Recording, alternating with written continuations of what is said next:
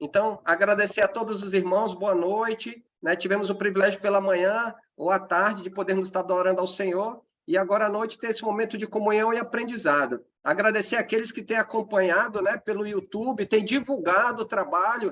A gente tem tido uma média de 1.300, né, a cada 30 dias, 1.300 visualizações, e é um privilégio, né, irmãos de Moçambique, de várias partes do Brasil, da Colômbia, aqui do Brasil, norte e sul, né, têm acompanhado esse trabalho e que a gente possa continuar divulgando, né, esse momento de comunhão, de aprendizado, né, e aí a gente poder ter a edificação da Igreja do Senhor. Passar para o Giovanni, para ele poder nos conduzir em oração, e aí o Davi inicia com o capítulo 1. Com você, Giovanni. Oremos. Senhor Deus, grandioso Pai, soberano, maravilhoso, misericordioso. Muito obrigado por mais uma vez estarmos reunidos no dia do Senhor, reunidos como igreja, para ouvir a Tua palavra através do Teu servo Davi.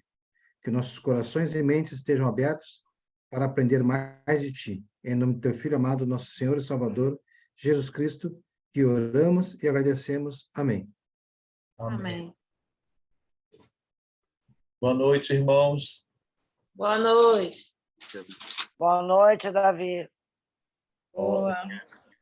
Quero fazer um agradecimento especial, né, para o irmão Giovanni, que tem divulgado muito esse trabalho. E tem pessoas assim que não estão aqui nesse momento assistindo, né? Mas aí a gente fica sabendo notícias de que eles no YouTube entram, aí assiste os vídeos, estudos, né? E aí a gente fica muito feliz porque a palavra do Senhor ela sendo propagada, né? Então aí é um trabalho conjunto, né? Dos irmãos que estão dando aula, dos irmãos que estão divulgando, dos irmãos que estão participando. Então, agradecimento aí pelo bom trabalho, que a gente continue nesse trabalho, porque os estudos online é o futuro, né? É a forma, o instrumento hoje que Deus mostrou da divulgação e do ensino da palavra, né?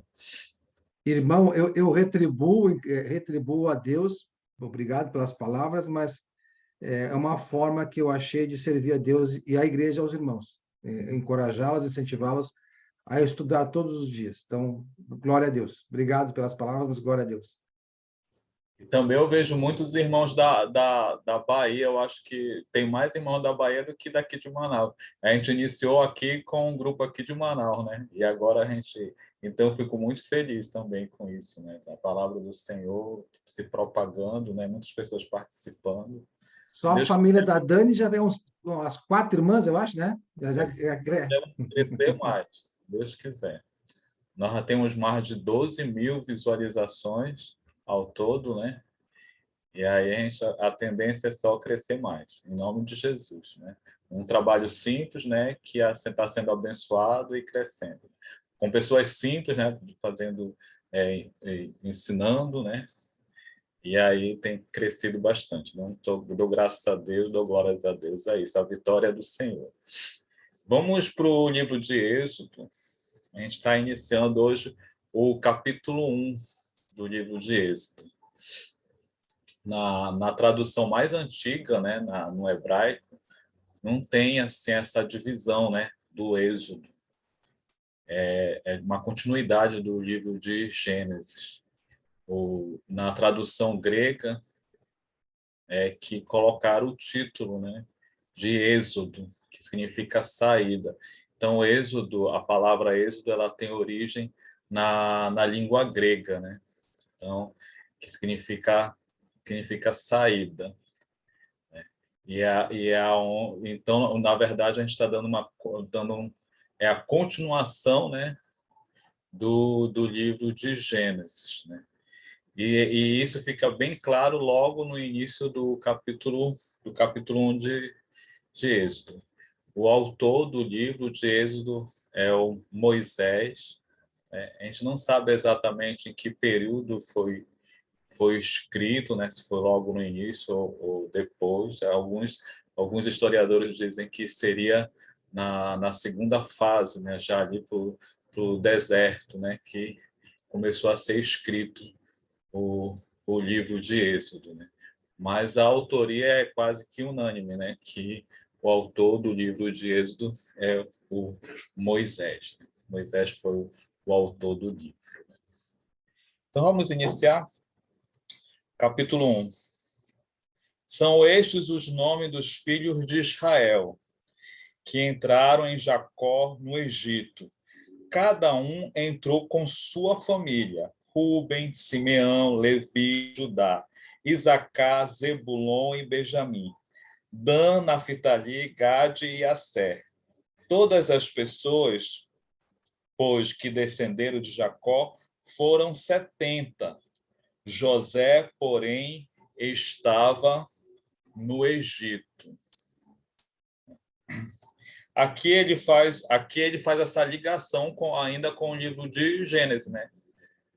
Já mostrando aqui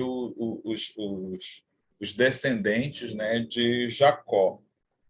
E aqui no versículo 5, ele diz mais ou menos que são 70. E afirma que, nessa descrição, afirma que José, porém, estava no Egito. Aí alguns vão me perguntar lá do livro de Atos, né? Porque lá em Atos também fala a respeito desse número.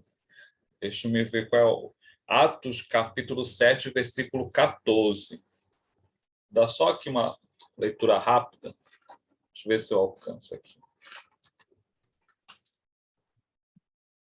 Só um recadinho. Tem irmãos querendo entrar, Alessandro. Estão mandando mensagem para mim aqui. Em Atos, no capítulo 7 de Atos. Capítulo 7 de Atos, versículo 14. Aí quando ele diz assim, ó, então José mandou chamar Jacó, seu pai, e toda a sua parentela, isto é, 75 pessoas, né? Então, eu acredito que nessa contagem aí no livro de Atos, ele está incluindo José, a parte de José que não é contada aqui no início de Êxodo. Por isso que dá um total, nessa referência no livro de Atos, dá um total de 75, que provavelmente inclui Jacó e José e seus filhos, né? E provavelmente o Maqui, o filho mais velho, né? Então, aqui eu tenho aqui mais ou menos uma diferença de número, mas provavelmente é isso. Aqui no início de Êxodo fala 70 e lá em Atos fala 75, mas provavelmente esse 75 é incluindo José e Jacó.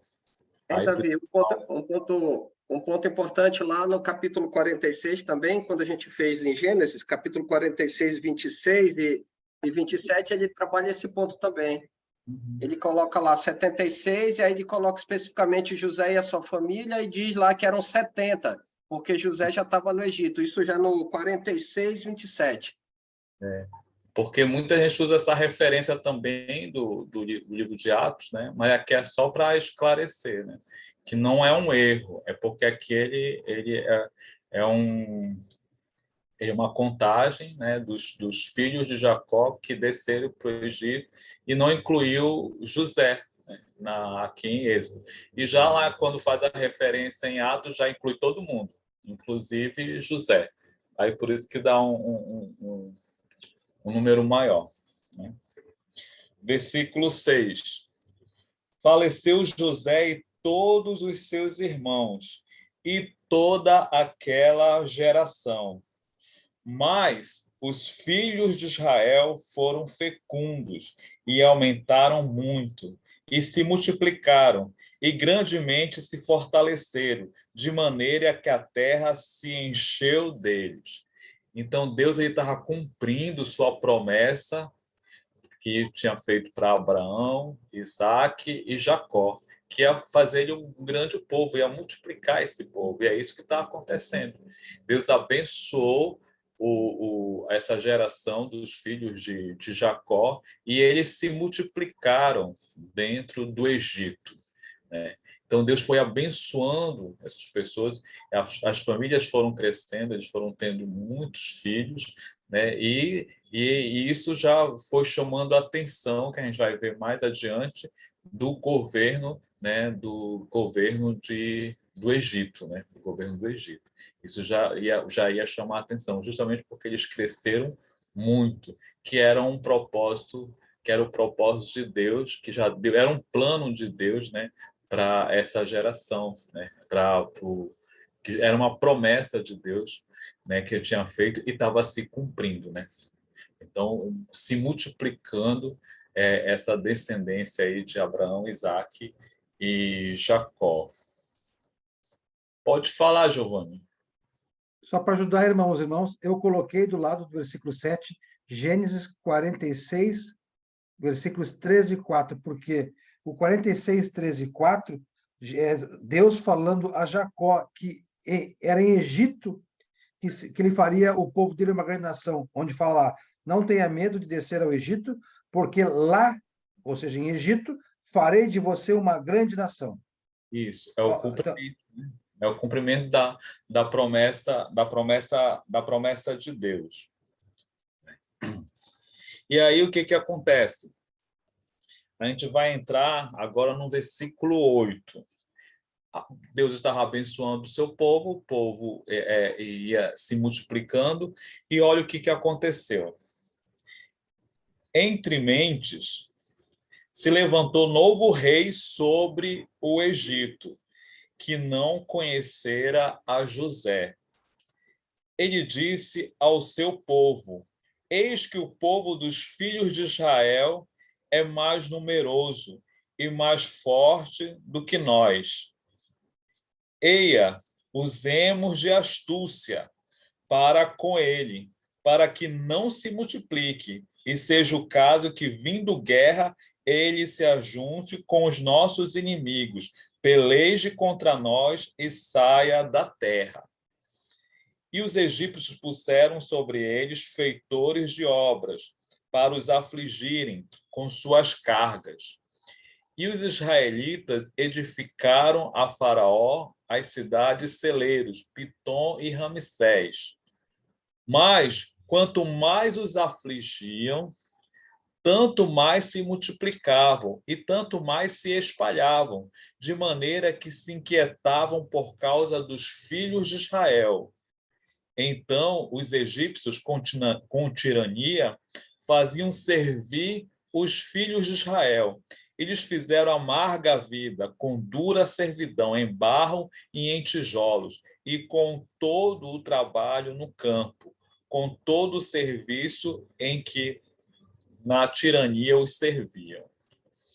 Então, eles começaram, o povo de Israel cresceu, se multiplicou, e como a própria palavra que faz referência, eles eram fortes, até porque Deus fazia eles se tornarem homens e mulheres fortes.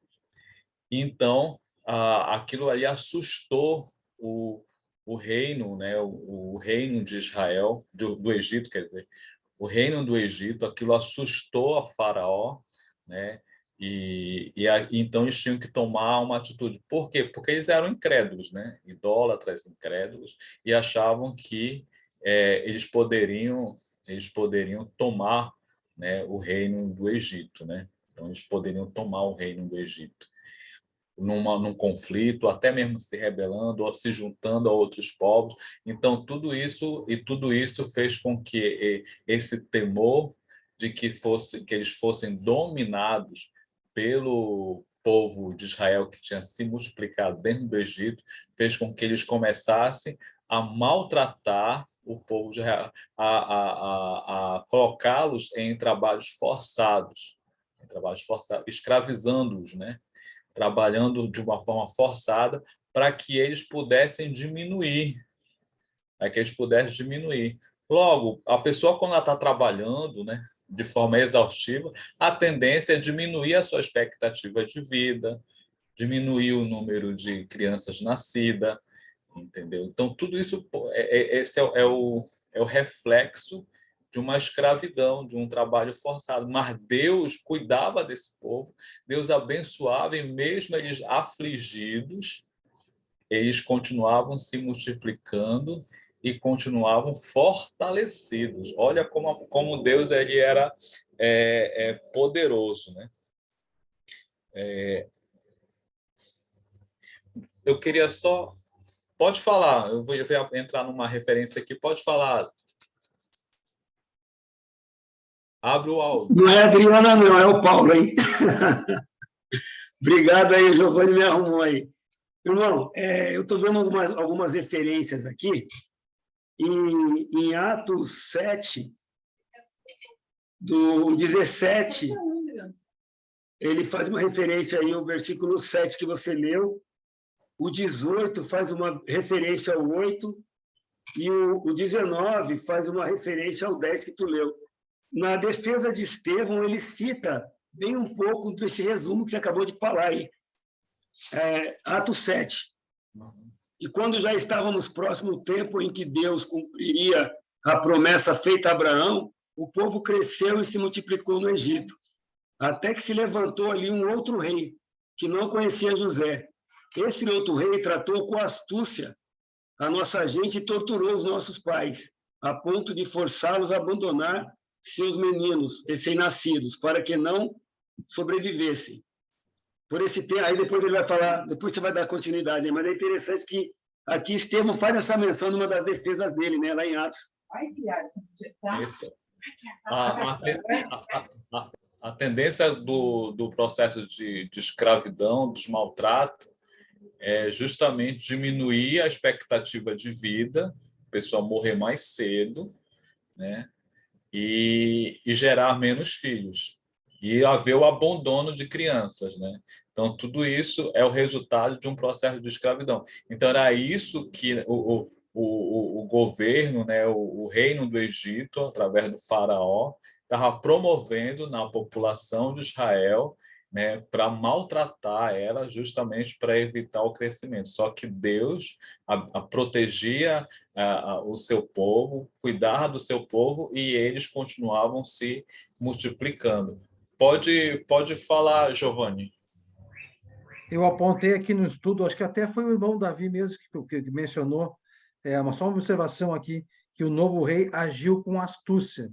Aí tem uma referência para nós lermos lá, Gênesis capítulo 3, versículo 1, onde diz que o animal mais astuto que Deus criou foi a serpente. Então aqui mostra a astúcia do rei agindo. É verdade, isso mesmo. Foi tu que falou, eu acho isso, né? Foi no livro de Gênesis, capítulo 3, né? Aí Deus colocando a inimizade entre o homem e o inimigo, né? Isso era uma profecia, né? Chave. Boa noite, irmãos. É interessante o versículo 8, porque a palavra diz assim, entre mentes se levantou novo rei sobre o Egito que não conhecera a José. Curioso o autor escrever essa frase, porque uma das características humanas é registrar histórias e o futuro sempre conhecendo histórias passadas. Então, assim, não seria qualquer um que seria levantado como rei no Egito, como um faraó.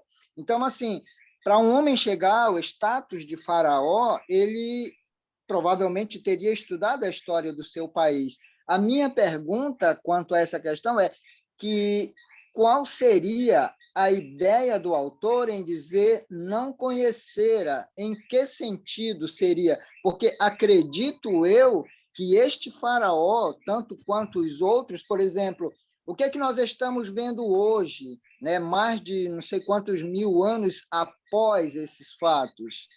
A gente está vendo histórias do passado porque foram registradas. E nós estamos vendo porque estamos estudando. Então, a gente está sabendo situações lá de não sei quantos anos atrás. E o autor diz, não conhecer a José, qual seria esse sentido? Eu vou já te responder, deixa só o Sandro. O ponto dentro disso que o Chaves falou me fez lembrar nessa expressão quando diz que o faraó não lembrava.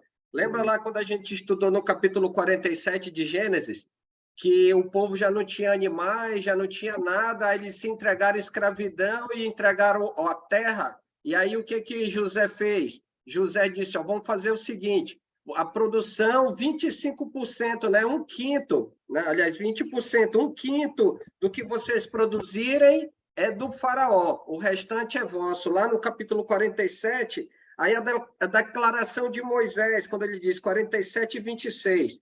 E José estabeleceu por lei até o dia de hoje que na terra do Egito tirasse o faraó o quinto, né? Só da terra dos sacerdotes, que não ficou sendo do faraó. Ou seja, até no momento em que o Moisés escreveu Gênesis, ou seja, depois da saída do Egito, havia uma lei que era de conhecimento de todos. Por quê? Porque José lá atrás. Aí, pegando a pergunta do Chaves, provavelmente por quê? Porque esse faraó ignorou a importância e a ação de Deus por meio do seu servo José, em benefício de quem? Em benefício da nação dele, do povo, né? Então, eu vejo nesse ponto também, porque havia registro, como Moisés mesmo está dizendo aqui no 47 e 26. Então, o rei em si, o faraó, ele fez vista grossa, ele foi incrédulo, né? Ele ignorou Deus. Lembra como o Júnior comentou semana passada? O deusinho dos escravos, né? A postura do faraó e os deuses do Egito. Então, ele estava deixando isso de lado, né? Essa parte da idolatria dele estava batendo mais forte na mente e coração do faraó. Eu tenho um posicionamento em relação a essa parte da história, esse ponto do versículo 8. Né? O reino de Israel, o reino do Egito, quer dizer, perdão, o reino do Egito, né, o faraó, eles se achavam superiores aos demais povos daquela região. Sempre se consideravam. Tanto é que havia quando a família a família de José entrou no Egito, José foi cauteloso. Se a gente for ver lá na história, ele foi cauteloso com a vida da sua família, porque ele sabia do posicionamento, né, da cultura egípcia em relação às outras culturas, que eles se achavam superior e menosprezavam essas culturas, né? Então, e outra, quando José ele assumiu o governo de Israel, ele não assumiu com o seu nome hebraico. Ele não assumiu com o seu nome hebraico. Ele assumiu com um nome egípcio. Foi atribuído a ele um nome egípcio. Eu não sei informar o nome, né, mas não foi atribuído. Não há registro na história do Egito de um nome de José. Não tem esse registro. Não tem. Mas sabe-se que ele foi um governador semita, né, no Egito, nesse período que esteve em Israel. Mas não há referência a ele sobre José na cultura egípcia. Também sobre a escravidão do povo de Israel, existe registro nas pirâmides, né, de desenhos, né, mostrando o povo, né, de Israel na posição de trabalhador escravo, né? Então, existem desenhos, gravuras, né, registro, né, desse período que eles foram escravos. Mas, fora isso, não há outro tipo de registro. Acredito eu que não deram importância. Como o Sandro colocou ali, a cultura deles se sobrepunha, né, às outras culturas. Então, isso aí eles não davam muito valor, né? A história era contada do ponto de vista deles, né? Então, esse novo faraó, que alguns historiadores chamam de Amós, que foi o faraó que assumiu e começou o processo de escravidão do povo de Israel, ele é muito voltado para a cultura egípcia, né? E ignorava tudo que era de origem de outros povos.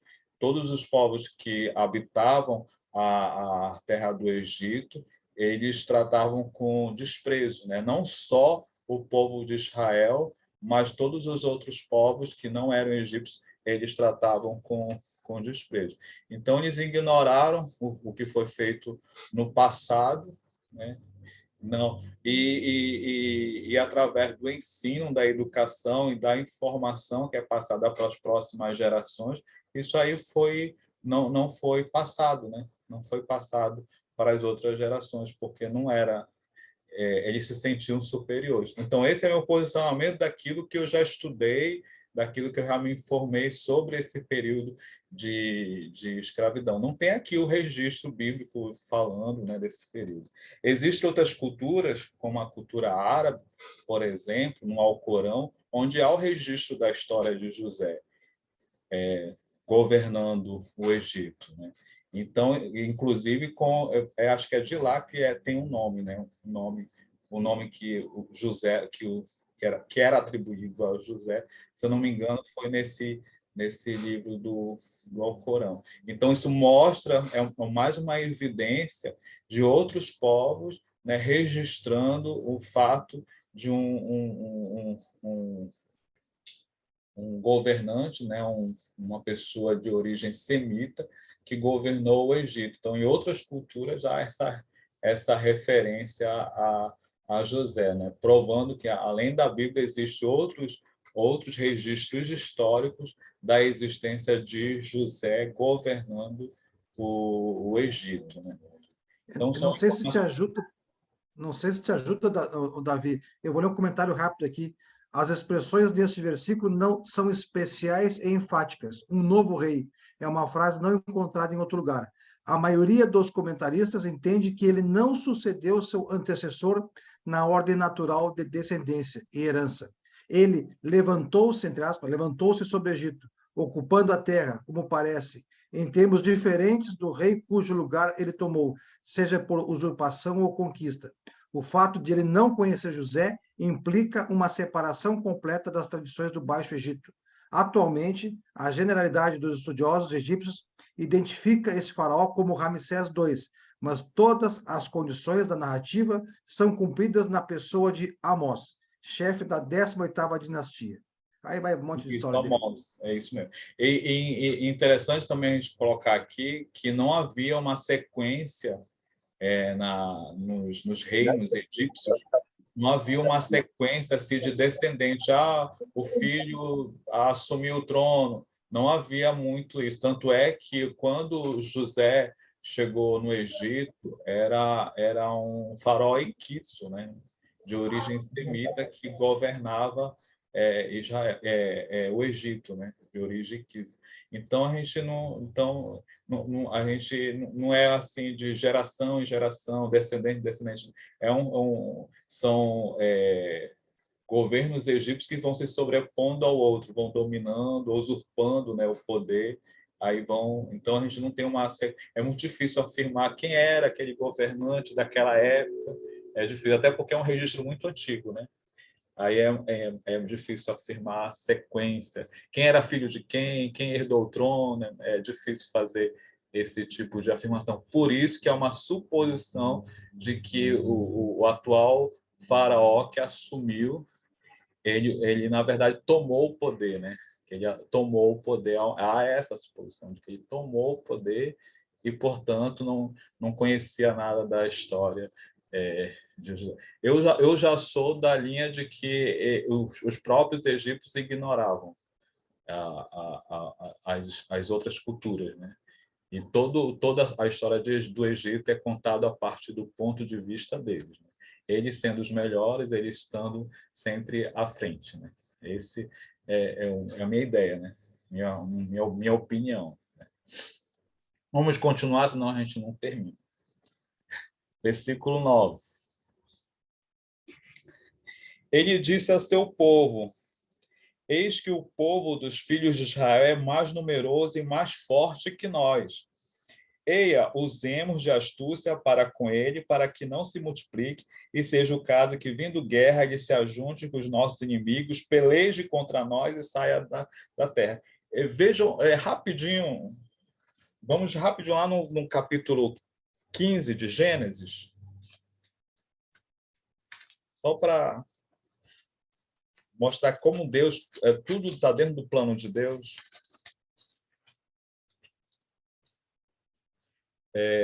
Capítulo 15, versículo 13. Isso aí, Deus falando para Abraão. Abraão, olha lá mesmo, lá no início. Então lhe foi dito: sabe, com certeza que a tua posteridade será peregrina em terra alheia, e será reduzida à escravidão, e será afligida por 400 anos. Que foi mais ou menos o período que eles ficaram, 430 anos no Egito. Então, esse início do livro de Êxodo são cumprimentos, né, de profecias lá do passado. Né? Lá do passado que está sendo cumprido aqui, né, nessa parte aqui do livro de Êxodo. Vamos dar um pulo agora, versículo 15. Versículo 15. O rei do Egito, essa é uma das partes uma das partes bonitas, né, da história aqui dessa parte do livro de Êxodo. Né? O rei do Egito ordenou as parteiras hebreias, das quais uma se chamava Sifrá e outra Puá, dizendo: quando servisdes de parteira às hebreias, examinai. Se for filho, matai-o, mas se for filha, que viva. As parteiras, porém, temeram a Deus e não fizeram como lhes ordenara o rei do Egito. Antes, deixaram viver os meninos. Então, o rei do Egito chamou as parteiras e lhes disse: por que fizeste isso e deixastes viver os meninos? Responderam as parteiras a Faraó: é que as mulheres hebreias não são como as egípcias, são vigorosas, e antes que lhes chegue a parteira, já deram à luz os seus filhos. E Deus fez bem às parteiras, e o povo aumentou e se tornou muito forte. E porque as parteiras temeram a Deus, eles lhe constituiu família. Há esse registro aqui das parteiras, inclusive citando os nomes, né? Sifrá e Puá. Né? Sifrá, provavelmente eram hebreias, né? Provavelmente elas conduziam um grupo maior de parteiras, né? Tipo assim, como se fossem chefe, né, das parteiras. Né? O nome delas é um nome hebreu, né? Então, por isso que provavelmente eram hebreias. Né? Alguns textos dizem que elas eram egípcias, né? Alguns historiadores dizem que eram egípcias, mas eu acredito que eram hebreias mesmo. Tanto Sifrá como Puá eram hebreias. A Sifrá significa esplendor e Puá significa luz. Elas receberam ordens do próprio faraó, né? Do próprio faraó, para sacrificar os bebês. Quando eu falo sacrificar, não estou falando de ritual, né? Eu estou falando de tirar a vida, né? De tirar a vida dos bebês meninos, né? Ainda no parto. Né? Elas temendo a Deus, elas não fizeram isso. Não fizeram isso. E quando foram chamadas diante do faraó, elas acabaram tendo que, né, contar uma história, né? Vamos dizer que seja uma mentira, né? E aí elas explicaram que as hebreias eram mais fortes e não... E quando já chegavam para ver o bebê já estava fora. Já tinha nascido, né? E aí não tinha como fazer, né? Tirar a vida do bebê menino, né? Menino. Esse é um dos pontos bem interessantes, né? Da palavra do Senhor, aquele confronto, né? Obedecer ordens de um governo ou obedecer a Deus, né? Eu vou já te dar a palavra, Sandro.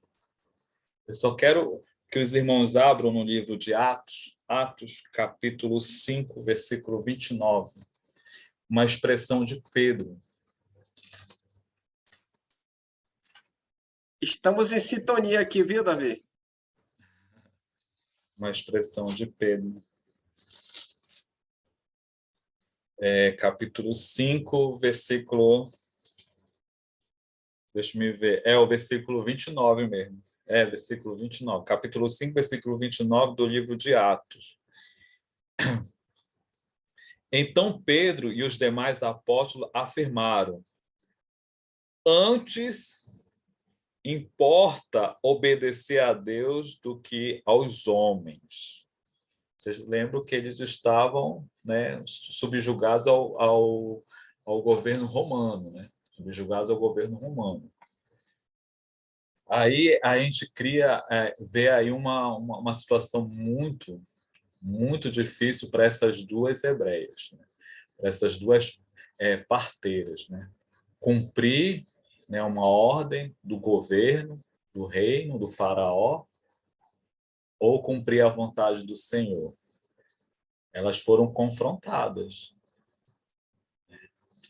Eu queria colocar uma observação aqui para os irmãos, né? Uma reflexão para os irmãos. A cada dia que passa, a gente é confrontado. A gente é confrontado com os governos que vão se sucedendo. Cada do governo que vai se sucedendo vai se tornando mais incrédulo, né? Menos temente a Deus. Então, o cristão ele acaba sendo confrontado com ações do governo, né? Você vê aí a política agora que estão querendo, já implantar em alguns países, né? E agora querem implantar no Brasil, da liberação, por exemplo, do aborto. Deus abomina o assassinato de crianças. Tanto é que Deus ele abominava veementemente a idolatria. A idolatria. Porque nos reinos antigos, nos reinos pagãos, né, essa idolatria, principalmente do Baal, eles sacrificavam crianças nos rituais, bebês. Eles jogavam bebês no fogo. E Deus abominava isso. Era muito comum o sacrifício de crianças, né? E Deus ele sempre preservou a vida, sempre. Sempre ele preservou a vida. A criança, em todo o registro bíblico, a criança ela tem um valor inestimável para o Senhor, né? E era uma coisa que era tido como se fosse um bicho, né, para aquelas culturas antigas. Então, Deus, com a sua palavra, né, com o seu poder, ele veio com a missão de acabar com isso, né, preservar essas vidas. Então, a gente observa aqui nessa ação deles que era uma coisa comum, né? Matar uma criança, assassinar uma criança. Mas aquelas parteiras, elas viram que aquilo, elas temeram a Deus. Elas temiam a Deus. Elas temiam a Deus e não cumpriram o que aquele governo estava propondo. Isso serve de reflexão para hoje, para nós, irmãos. Para nós. Por exemplo, se eu sou um médico, se eu sou uma enfermeira, se eu sou um técnico de enfermagem, se eu sou um trabalhador da área de saúde, no momento que o governo brasileiro liberar o aborto, eu estou ali trabalhando na maternidade, eu vou compactuar com isso? Entendeu? Isso serve de reflexão para a gente não só nesse assunto. Isso aqui só estou especificando um assunto porque está aqui no texto. Mas existem diversas ações da nossa vida diante dos homens que a gente tem que pensar muito bem se vai cumprir a vontade de Deus ou dos homens. Quando a vontade do governo, do homem, ela se sobrepõe à vontade de Deus, a gente tem que pensar muito bem. E é isso que mostra lá no livro de Atos, na ação de Pedro. Importa obedecer a Deus em primeiro lugar. Pode falar, Sandro. Você já falou, já, por isso que eu brinquei que a gente está em sintonia. Era esse texto mesmo que eu ia falar. Obrigado, Davi. Tá. Pode falar, Chaves. Interessante que Êxodo só está começando, mas o que eu pude observar é que no versículo 13 e 14, quando ele diz que os egípcios com tirania, faziam servir os filhos de Israel e lhes fizeram amargar a vida com dura servidão em barro e em tijolos e com todo o trabalho no campo, com todo o serviço em que na tirania os serviam.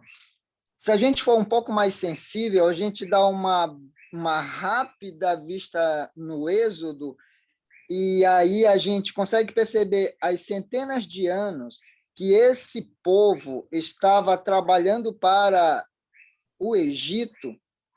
Foram exatamente essas centenas de anos que Canaã estava sendo construída para quando eles libertos chegassem até lá com tudo pronto, sem eles terem exercido um só músculo para encontrar do jeito que eles encontraram. Existem escrito que havia cacho de uva que seriam carregados por 2 pessoas. Faz ideia? Então, assim, a gente consegue perceber que Deus, ele trabalha da maneira dele e, às vezes, fica difícil a nossa compreensão pelo tempo da resposta de Deus. Lembra que a terra foi dita mana, leite e mel? De fato, ela forneceu a este povo tudo isto que Deus dissera. Entretanto, o povo sequer ergueu um só músculo para encontrá-la, ou melhor, para produzir, trabalhar nela da maneira que eles a encontraram. Enquanto eles estavam trabalhando para o Egito, Deus fez com que outros povos trabalhassem para eles, para os israelitas no futuro. Obrigado.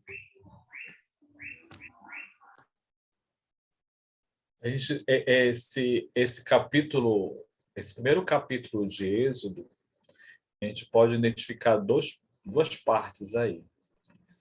Deus, né? Primeira parte aí, Deus abençoando o povo de Israel, mesmo ele sendo perseguido, né? Mesmo ele passando por sacrifícios, Deus ali abençoando, cuidando.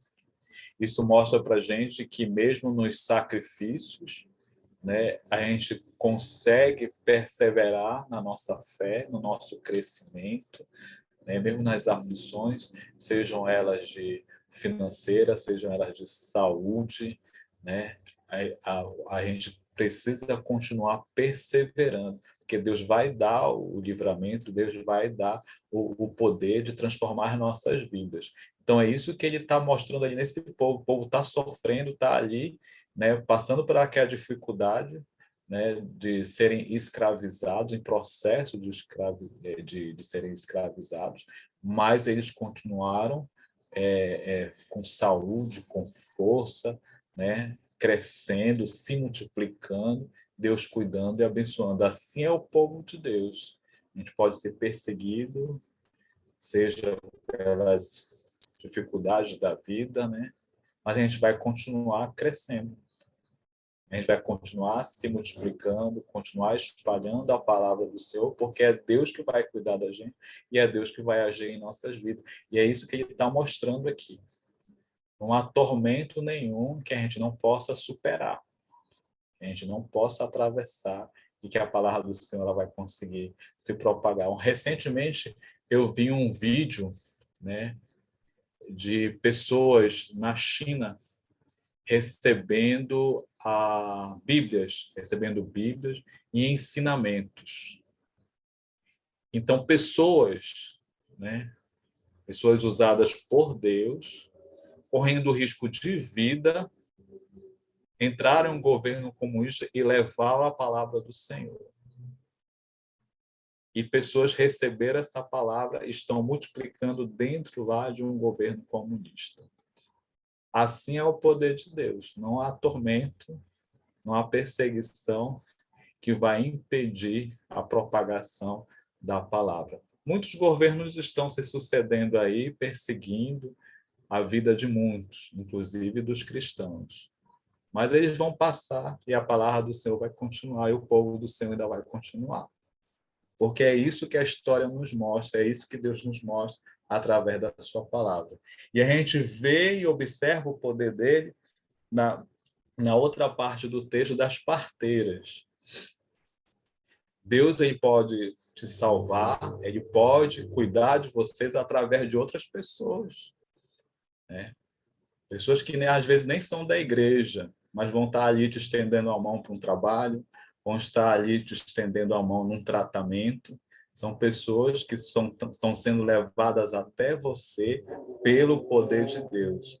Essas pessoas, essas parteiras, que inclusive têm um nome citado na Bíblia, mostra a importância delas e o amor que Deus teve por elas, ao ponto de abençoar elas, fazer com que elas constituíssem famílias. A gente não sabe culturalmente como era a vida dessas parteiras, né? Mas Deus ele abençoou e cuidou delas, pela forma como elas protegeram vários inocentes, né? Pouparam a vida de muitos inocentes, de muitos bebês, né? Então, mostra aí que Deus ele usa as pessoas para cuidar. Então, famílias hebreias dessa época, né, que podiam ter seus filhos perdidos, seus bebês perdidos, foram cuidados, né, foram protegidos por essas parteiras usadas por Deus. Então, às vezes, você nem sabe, mas Deus pode colocar na sua vida pessoas que possam lhe ajudar, possam cuidar de você. É o poder de Deus agindo na vida das pessoas, né? Através de outras pessoas, Deus usa, né, para cuidar do seu povo. E é isso que ele fez, é isso que ele está fazendo, e é isso que ele vai fazer, né? Cuidar do seu povo. Agora a gente vai entrar no... Ainda dá tempo. A gente vai entrar no último versículo. No último versículo. Vamos para os detalhes. Então ordenou Faraó a todo o seu povo, dizendo: a todos os filhos que nascerem, aos hebreus lançareis no Nilo, mas todas as filhas deixareis viver. Olha, ele tentou lá com as parteiras. A ação diabólica do faraó, né? Ele tentou lá com as parteiras, não conseguiu. Agora ele vai utilizar a sua própria força militar, né, para fazer isso, para executar o seu plano, né?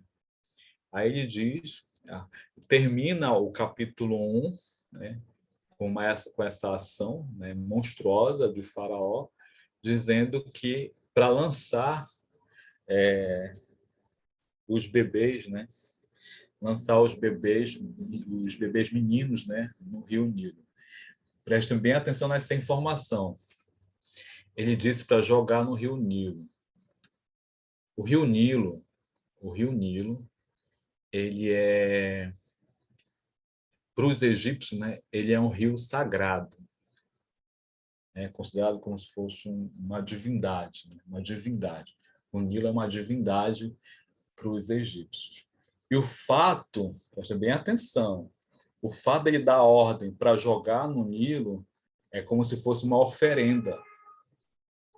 Se fosse uma oferenda para aquela divindade que é o rio. Isso é mais abominável ainda. Por que essa ação? Para poder não assustar o povo do Egito. Para poder não assustar. Estão matando por matar a criança. Não. Essas crianças estão sendo usadas, estão sendo jogadas no rio, né? Como uma forma de referenciar, né? Uma oferenda, né? Para a divindade, uma divindade, um Deus. Desde que o rio Nilo é uma divindade para eles, entendeu? Então se torna ainda mais diabólico, né, a ação deles quando eles tentam fazer dessa forma, oferecer esses bebês como um sacrifício para o Deus deles, né? Então termina essa parte da história dessa forma, lembrando que esse tipo de ação, né, a gente observa que vai durar durante muito tempo, ao longo dos séculos, vai até chegar em Jesus. Lá, e se a gente for rapidinho lá em Mateus, acho que dá tempo. Em Mateus, esse tipo de atrocidade, né? Em Mateus, se eu não me engano, é logo no início, Mateus capítulo 2. Mateus capítulo 2, versículo 16. Né? Vendo-se iludido pelos magos, enfureceu-se Herodes grandemente e mandou matar todos os meninos de Belém e de todos os seus arredores, de 2 anos para baixo, conforme o tempo do qual, com precisão, se informara dos magos.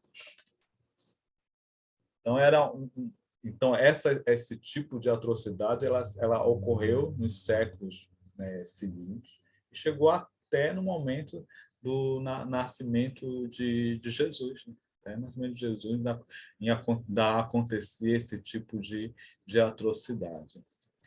Eu queria, só para a gente finalizar, fazer uma observação nesse tipo de ritual, né? Nesse tipo de ritual de sacrificar, né, crianças, esse tipo de idolatria que Deus abomina. Deus abomina esse tipo de idolatria que era comum naquela época. O Egito é uma região desértica. A maior parte da sua região, da região do Egito, ela é desértica. Ele não é cortado com vários rios, né? Não é como aqui o Amazonas. O Amazonas tudo que é lugar tem um igarapé, tem um rio, não é. Lá é uma área meio deserta. O rio principal é o Rio Nilo. Então, não tem. Então, é provável que essa ordem ela se direcionava principalmente para as famílias dos líderes, né? Dos líderes do povo de Israel, né? Digamos, das famílias mais importantes, né? Então, ele queria atingir também as famílias que ficavam próximo do rio, que estavam morando ali próximo do rio, ou que iam até próximo do rio para alguma atividade religiosa. Então, esse tipo de ação era mais especificamente, né, segundo alguns historiadores, mais para atingir essas famílias, né, das lideranças, né, as famílias mais importantes do povo hebreu, né, do povo de Israel. Né? Então, eles já tinham um destino certo. Alguns historiadores, né, Joséfo, se eu não me engano o nome, ele diz que o reino do Egito tinha seus magos, seus adivinhos, e já diziam para o faraó que provavelmente viria um descendente de hebreu que iria tomar o Egito, mais ou menos assim. Ele não o historiador José, ele é bem conhecido, tem muitos livros dele, então ele dá essa opinião. Não há registro, né, aqui na Bíblia, não encontrei, né, mas essa ação aí que o faraó tomou, essa ação cruel, na verdade, Deus vai utilizar essa ação dele para colocar uma criança hebreia dentro do palácio do faraó. Aí é o poder de Deus, né? Que a gente vai ver já nos próximos capítulos. Deus vai usar essa maldade do faraó para fazer ele mesmo cuidar de um hebreu. Ele mesmo vai acalentar um hebreu. E esse mesmo hebreu que vai conduzir o povo de Israel para fora do Egito. É o poder de Deus, né? Agindo e mostrando que Deus é que tem primazia em tudo. Pode falar, Giovanni. O irmão Davi deu um spoiler do capítulo 2, dizendo que o Salvador virá, né, através de uma mini arca de Noé das águas, né? Salvador. Esse spoiler já é bem antigo, né? Esse spoiler, as crianças lá da EBD Infantil já sabem tudinho desse spoiler. Paulo, o Paulo tinha levantado a mão, Davi. Paulo? Pode. O Davi estava falando das parteiras, né? E falando do temor que elas tinham, né? Ontem nós tivemos uma aula sobre o livro de Tiago, e ali em 1 Tiago 1, no versículo 12, o versículo está dizendo assim: bem-aventurado é aquele que suporta com perseverança a provação. Isso que elas passaram foi uma provação, é aquilo que tu falou, a provação que nós temos, de repente, no trabalho, né, de fazer algo que não agrada a Deus, né? Continuando aqui, porque depois de ter sido aprovado, receberá a coroa da vida, a qual o Senhor prometeu aos que o amam, né? E aí, você está falando aí do amor de Deus, né, pelo povo, né? E realmente é uma aprovação que elas tiveram, né? E é o que muitos passam hoje na vida, né? Mas aqui o livro de Tiago ele diz isso. Ontem a gente fez um estudo à noite, foi exatamente um pouco sobre isso aí também. Então, eu estava linkando essa ideia que tu falou aí. Isso mesmo. E o Davi, quando fala que lá na escola das crianças a gente aprende isso, é porque a gente aprendeu lá, né, Davi? E depois a gente deu aula para as crianças e agora a gente tem o privilégio de estar aqui com os irmãos. Mas é importante, né, dentro disso que o Davi comentou, porque esse escrito final é uma introdução para o capítulo 2, né? A gente pode observar, como até o Giovanni brincou, a ideia é fazer uma introdução, ele já está preparando, né, o contexto do livro já para o que vai acontecer no capítulo que vem. Então, não é por um acaso, né, que ele cita, que ele faz essa estrutura justamente já preparando quem vai ler, porque, lembra, ele está fazendo esse registro para o povo, né, para o povo. E aí a gente está estudando justamente aquilo que Moisés tem deixado para o povo, né? Como a gente tem visto, por exemplo, uma vantagem de estudar Gênesis e agora estudar Êxodo, porque muita coisa, como o Davi citou, a gente vai ver ele falando aqui, eu consigo olhar a figura lá atrás, né? A promessa lá do capítulo 15, como a gente já viu. Então, isso ajuda muito a gente poder entender essa história, como o próprio Giovanni falou quando a gente estava estudando Gênesis. E depois de Gênesis, o que a gente vai estudar? Aí eu disse, não, Êxodo, depois de Êxodo, esse e o outro, até chegar lá em Deuteronômio. Se Deus prover, a gente vai chegar até lá. Muito obrigado, Davi. Obrigado, irmãos. Grande privilégio, né, poder ter esse momento de comunhão. Diga, Davi. O computador é bombado. Rapaz, o professor disse que vai trazer mais novidade, mas eu não vou contar os detalhes, não. Eu estava conversando com o professor no culto hoje, depois do culto ele estava falando lá que tem uns efeitos especiais aí, diz que para a próxima aula, mas não vou adiantar para os irmãos, não. Algum aviso, Giovanni? Algum aviso? Não, estudamos Gênesis em 52 domingos. Agora vamos estudar Êxodo em 41 domingos. Faltam só 39, se Deus quiser. Sara, eu tenho uma curiosidade, Sara. Na escola dominical, quem era o mais bagunceiro? Era o Sandro ou o Davi? O Davi sempre foi quietinho, mansinho, assim? Não, o bagunceiro era eu. O bagunceiro da turma era eu, Giovanni. E um outro ponto... Eu sou uma pessoa comportada. O Davi é um rapaz comportado. O Davi é um rapaz comportado. É nota 10 ele, Giovanni. Um detalhe importante para os irmãos, bem lembrado agora esse comentário que você fez, Giovanni. Muitos capítulos, esse capítulo é curto, de Êxodo. Então, incentivar os irmãos a fazer uma prévia leitura, porque, como é uma aula, vai ter capítulos que é muito grande, é muita informação, e aí tem muita coisa que a gente não vai poder abordar dentro da aula. Caso o irmão tenha uma pergunta, um comentário, tranquilo, mas já faça uma prévia leitura, 1, 2, 3 vezes, na medida do seu tempo, porque tem alguns detalhes que, infelizmente, a gente vai... assim, não vai poder trabalhar, senão em 1 hora, 50 minutos, não vai dar para abordar tudo. Então, a gente vai pegar pontos importantes, né, a partir do capítulo 2 em diante, para justamente a gente poder trazer para vocês essa riqueza, né, o mais próximo possível. Agora, não dá para trabalhar detalhe por detalhe, né? Tem capítulos que são bem grandes. Então, vamos trabalhar nessa questão, tá bom? Fazer uma prévia leitura, se tiver dúvida, traga, que na medida que a gente souber, como o próprio Andy disse, se a gente não souber, a gente responde numa outra oportunidade, mas na medida que a gente tiver esse conhecimento, com certeza a gente vai compartilhar. Tranquilo, Davi? Mais alguma consideração?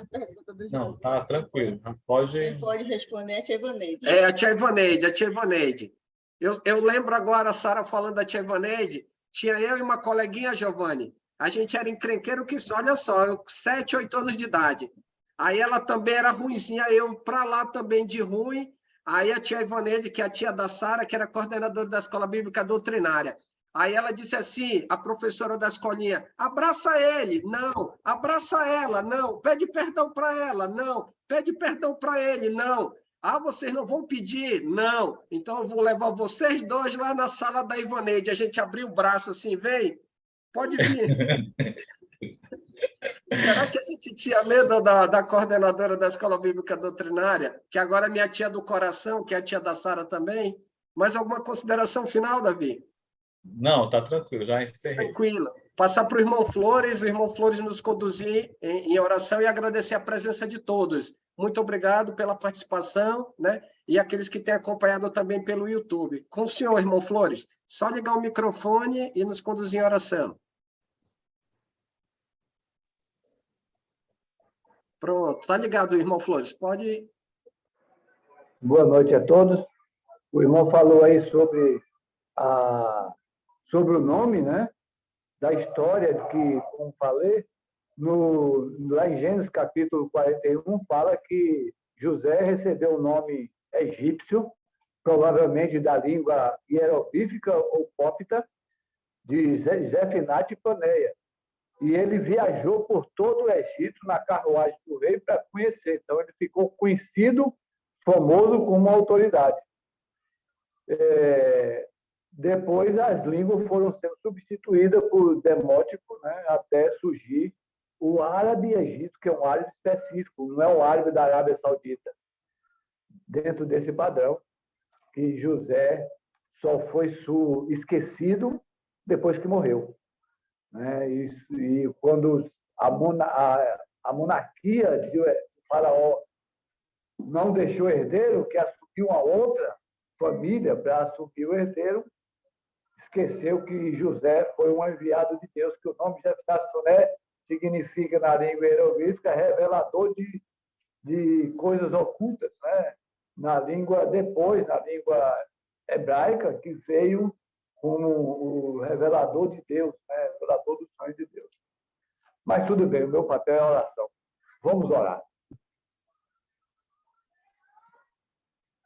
Grandioso e eterno Pai, nós agradecemos ao Senhor por ter nos dado a oportunidade de ler a Tua palavra e ter a sorte de termos um professor que nos ensina de acordo com a Tua palavra e de acordo com os ensinamentos que o Senhor passou ao escritor do livro, que foi ao líder Moisés.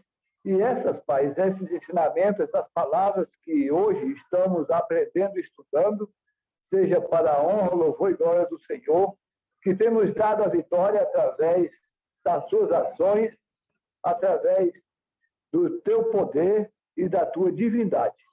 Pedimos, Pai, que o Senhor continue com todos que estão presentes e até mesmo aqueles que desejam estar nesses estudos online e que, por algum motivo, pessoais, trabalhistas ou familiares e até mesmo motivos de saúde, não têm essa oportunidade. Pedimos por todos aqueles que, nesse momento, nesse dia, estão com algumas dificuldades físicas, que o Senhor, que é o médico dos médicos, possa estar atuando em suas vidas, suas famílias, para que tenham também a oportunidade de estar participando. Pedimos também que nos dê um final de domingo e uma semana com a tua proteção a todos os membros deste estudo e daquelas pessoas que têm se esforçado para trazer esse estudo detalhado para nós. Mesmo sabendo que a base desse estudo está lá na língua hebraica, mas eles têm preparado e recebido do Senhor esta preparação. Continue conosco e, em teu nome, cuide também de nossas famílias. Nós te louvamos e te adoramos. Amém. Amém. Obrigado. Amém. Nica, tá por aí, Nica? Não, estou aqui ainda. Boa noite, Obrigado, irmão Flores. Muito obrigado, irmão Último Flores. andar. Boa noite. Boa noite, Boa noite, Nivaldo. Boa noite, Jô. Boa noite. Nica, boa noite. Nica, Débora. tô com saudade do Nivaldo. O Nivaldo 2022 foi embora. Boa noite, Peça. Não fala do Nivaldo, não fala do A Nivaldo. conversão é a bateria não recarregou ainda. Está muito faltoso. Não vai melhorar, não. Tá sentado no sofá lá, aconchegante, tranquilo. É domingo. Só logo. Você falou, meu médico é no departamento médico. Ele falou me ficar quieto agora para não ter Beijo, que Paulo. Tudo bem? Te defende, Barbara, te defende, Boa noite, Barbosa. Jacia. Boa noite, Jacia. Boa noite. Boa noite, Paulo, esposa. Boa noite, Renato, Geisa, dona Jaci. Boa noite, Aníbal. Boa noite, Paulo, senhora. Boa noite, Paulo. Boa noite, mãe.